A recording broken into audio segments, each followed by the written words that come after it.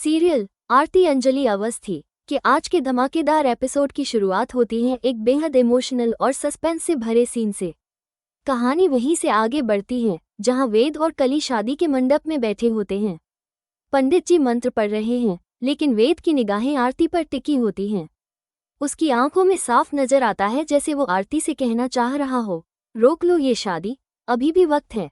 कली के साथ फेरे ले रहा वेद आरती की ओर बार बार देखता है और उसी समय आरती को वे सारे लम्हे याद आने लगते हैं जब वेद ने अपने प्यार का इजहार उसके सामने किया था। शादी की रस्में धीरे धीरे आगे बढ़ती हैं और अब बारी आती है मांग भरने की। पंडित जी पद्मा से सिंदूर लाने को कहते हैं, लेकिन यहीं से कहानी में आता है एक बहुत बड़ा ट्विस्ट। पद्मा जब सिंदूर लेने घर जाती है तो उसके मन में एक उलझन चल रही होती है। वो खुद से कहती है कि वेद तो आरती से प्यार करता है, फिर वो कली से शादी कैसे कर सकता है। उसके अंदर चल रही इस उहापोह के बीच वो एक बहुत बड़ा फैसला लेती है। पद्मा असली सिंदूर की जगह नकली लाल पाउडर ले आती है और चुपचाप मंडप में लौटकर वेद को थमा देती है। वेद भी बिना कुछ समझे वही पाउडर लेकर कली की मांग भर देता है। सब लोग शादी पूरी होने की खुशी मना रहे होते हैं, लेकिन किसी को इस धोखे का अंदाजा तक नहीं होता। इधर आरती मन ही मन टूट चुकी होती है। वो खुद को दोषी मानती है और सीधे अंजलि के पास जाती है। वो कहती है, मैंने वेद और कली की शादी करवा दी, क्या मैंने सही किया? लेकिन अंजलि चुप रहती है। उसकी खामोशी में कई जवाब छिपे होते हैं। आरती समझ नहीं पाती कि उसने जो किया वो सही था या गलत। वो वहां से चुपचाप चली जाती है, लेकिन उसके मन में सवालों का तूफान चल रहा होता है। अब कहानी में आता है सबसे बड़ा धमाका। आरती का आमना सामना होता है युवराज और पूरे राजपूत परिवार से। जैसे ही सबकी नज़र आरती पर पड़ती है, सभी चौंक जाते हैं। सबको लगता है जैसे अंजलि उनके सामने खड़ी हो। राघव सबसे पहले बोल उठता है, ये लड़की अंजलि जैसी लग रही है, पर यह अंजलि नहीं हो सकती। लेकिन युवराज कुछ और ही सोच रहा होता है। वो कहता है, नहीं, यही है अंजलि। युवराज आगे बढ़कर आरती के कंधे पर हाथ रखता है। ये देख सभी हैरान रह जाते हैं। आरती खुद भी घबरा जाती है और पूछ बैठती है, तुम कौन हो? पूरा माहौल सन्नाटे में डूब जाता है। क्या वाकई आरती अंजलि है या कोई और? ये सवाल अब सबके मन में घर कर जाता है। इस भावनात्मक उथल पुथल के बीच एक और बड़ा राज सामने आता है। युवराज को पहले ही शक था कि अंजलि अभी जिंदा है। उसने कुछ दिन पहले फोन पर किसी लड़की से बात की थी जिसकी आवाज हूबहू अंजलि जैसी थी, और अब सामने खड़ी आरती ने उसके सारे शक को पक्का कर दिया था। उधर मंडप में नकली सिंदूर का सच अभी तक किसी को पता नहीं है, लेकिन पद्मा की इस चाल का असर जल्द ही सामने आने वाला है। इधर आरती अब खुद को एक ऐसे मोड़ पर पाती है जहां हर कोई उसे अंजलि समझ रहा है। उसका अपना अस्तित्व खतरे में पड़ गया है। इसी सस्पेंस और इमोशन से भरपूर माहौल में शुरू होता है आज के एपिसोड का असली खेल। युवराज के इरादे कुछ और ही नजर आते हैं। वो सिर्फ अंजलि को ढूंढना नहीं चाहता, बल्कि उससे जुड़े हर सच को खत्म करना चाहता है।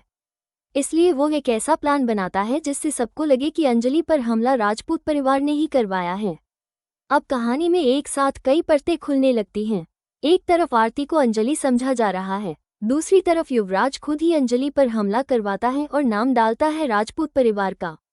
उधर वेद और कली की शादी भी अब एक झूठ की नींव पर खड़ी है, क्योंकि असली सिंदूर की जगह नकली पाउडर से उनकी मांग भरी गई है। आरती को अब खुद से भी लड़ाई लड़नी है और उन झूठों से भी जो उसके चारों तरफ फैले हुए हैं।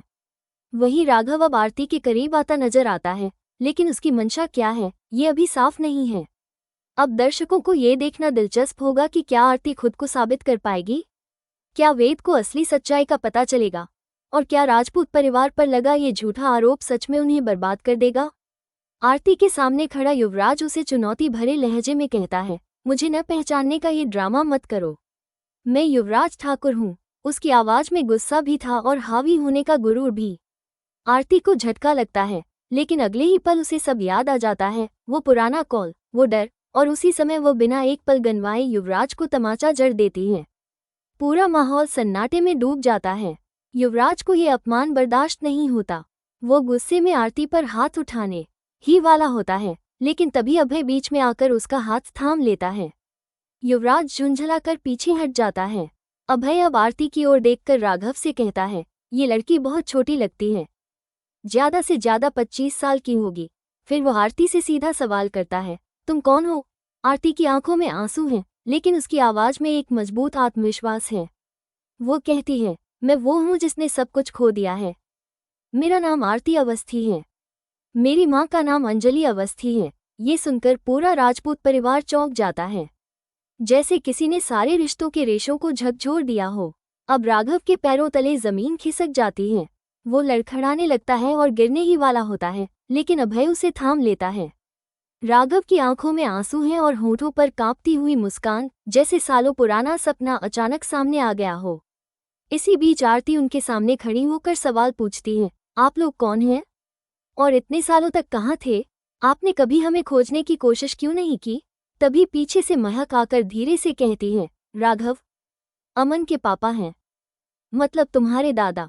ये सुनते ही आरती की आंखों में एक बार फिर सवाल उभर आता है। महक अब आरती को राजपूत परिवार के बाकी सदस्यों से मिलवाती है। वो सभी स्तब्ध हैं, कभी खुद को देख रहे हैं, कभी आरती को। आरती अब पूछती है, मेरे पापा कौन थे और वो कहाँ हैं? एक लंबा सन्नाटा फैल जाता है।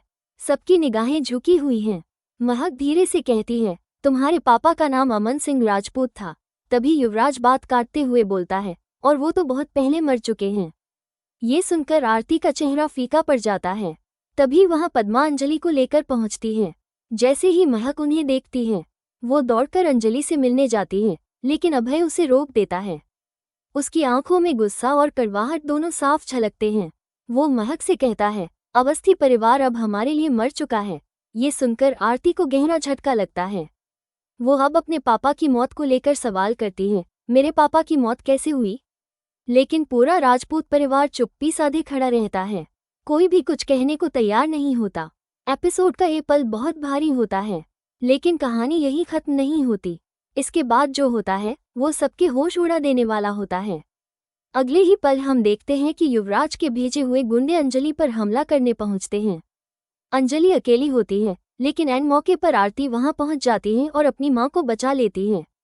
वो निडर होकर गुंडों से भिड़ जाती है, उन पर डंडे बरसाती है और एक गुंडे का कॉलर पकड़कर पूछती है, किसने भेजा तुम्हें? गुंडा डरते हुए जवाब देता है, हमें राजपूत परिवार ने भेजा है। ये सुनकर आरती के पैरों तले जमीन खिसक जाती है। उसके अंदर खून उबाल मारने लगता है। वो ये मानने को तैयार नहीं होती कि जिनसे वो अपने रिश्ते जोड़ रही थी, वही उसकी मां की जान लेने पर तुले हैं। दूर खड़ा युवराज ये सारा मंजर देख रहा होता है। वो मुस्कराता है और बुदबुदाता है, अब आरती और राजपूत परिवार आपस में लड़ेंगे और मैं करूंगा वार पीछे से। यह उसका प्लान था, आरती को परिवार से दूर करना और राजपूतों को एक दूसरे के खिलाफ खड़ा करना। अब कहानी उस मोड़ पर पहुंच गई है जहां सच्चाई, बदला और रिश्तों की लड़ाई एक साथ सामने है। आरती को ये समझ आ गया है कि लड़ाई सिर्फ अपने अस्तित्व की नहीं है, बल्कि अपनी माँ, अपने पिता और अपने खोए हुए रिश्तों की भी है।